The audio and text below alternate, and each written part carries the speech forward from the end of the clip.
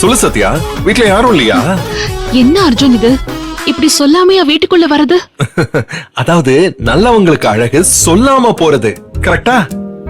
Correct. அதனால அப்போ நல்லவங்களுக்கு அழகு சொல்லாம வர்றது தானே. சொல்லாம வந்தா தானே சொல்லாம போக முடியும்.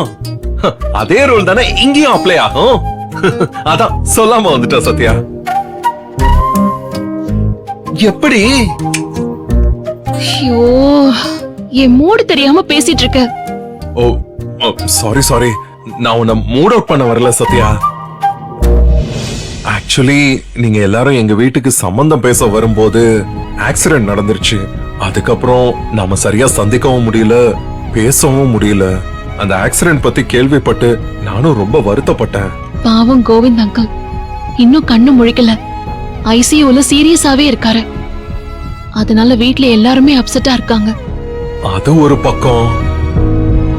அபிக்கு கல்யாண பேச்சு பேசுறப்ப மறுபடியும் இப்படி ஒரு அன்பார்ச்சுனேட் ஆக்சிடென்ட்.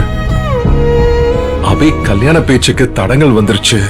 அத நினைச்சு எங்க வீட்லயும் ரொம்ப upset Sathya. I'm really sorry. நானும் ரொம்ப டிஸ்டர்ப் ஆயிட்டேன் அர்ஜுன். எனக்கும் தெரியும், உன் மனசும் புரியும். அதான் உன் கூட ஆறுதலா கொஞ்சம் பேசிட்டு போலான்னு வந்தேன். இப்படி திடீர்னு சொல்லாம வந்ததுக்கு நீ கோச்சிக்காத.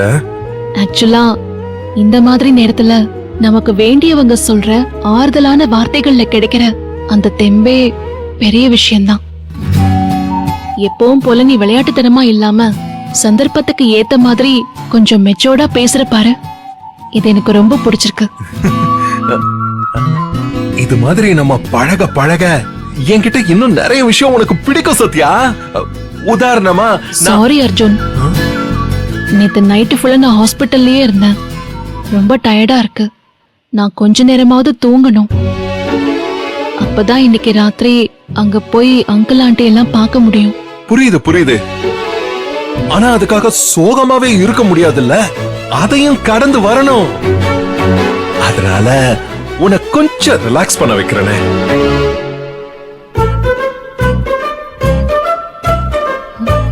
என்ன இது? இது நான் யோசிச்சு பார்த்தேன். நம்ம லவ்ல ஏதோ ஒண்ணு மிஸ் ஆகுது. அது இந்த லவ் லெட்டர் தான் அர்ஜுன்.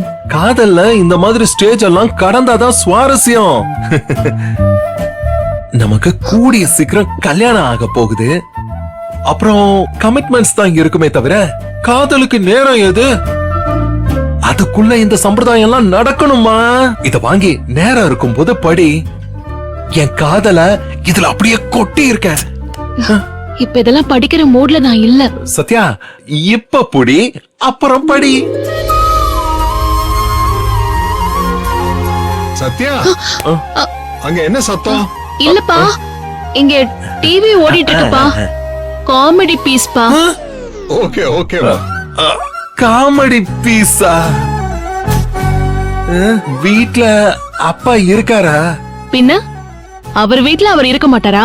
நான் தான் அப்பவே சொன்னேன்ல, அவர் வந்து பார்த்தாருன்னா என்ன ஆகும்? நீ கிளம்பு அர்ஜுன். இருந்தாலும் என் காதல காமெடி பீஸ்னு சொல்லிருக்க கூடாது. பரவாயில்ல, இப்ப நீ இத படிக்கிற மூட்ல இல்லன்னு கொஞ்சம் ஸ்ட்ராங்காவே சொல்லிட்ட. புரிஞ்சா சரி. எனக்கு ஒரு லவ் லெட்டர் எழுதி கொடுங்க அத்தான் அப்படின்னு என் சட்ட பட்டனை திருகிக்கிட்டே கல்யாணத்துக்கு அப்புறம் நீ கேக்குற காலம் ஒண்ணு வரும் சத்யா. அன்னைக்கு நான் வச்சுக்கிறேன். அத அப்ப பாத்துக்கலாம். நீ இப்ப கிளம்பு.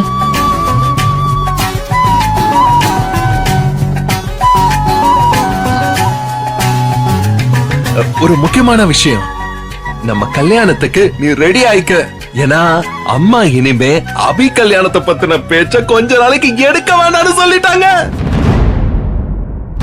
பாய், டாடா.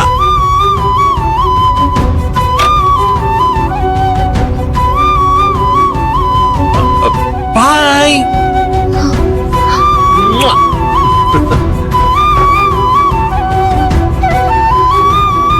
அபி கல்யாண பேச்ச இப்போதைக்கு எடுக்க வேணாமா? ஐயோ, அப்போ அபி அக்காவோட கதி?